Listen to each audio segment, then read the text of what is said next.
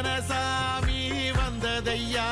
இது எந்தெந்த சாமி தந்ததையா, எத்தனை பாட்ட சொன்னதையா, அத சுத்துற பூமி கண்டதையா, அடிச்சு வீசும் காத்துலையும் அந்த தகப்பனாச சுத்துதையா, பிடிச்சு பூக்கும் வேதையிலும் ஒரு வம்சத்து கதையே உள்ளதையா, 100 தலைமுறை சேர்ந்து செதுக்குன ஈர நலம் இது.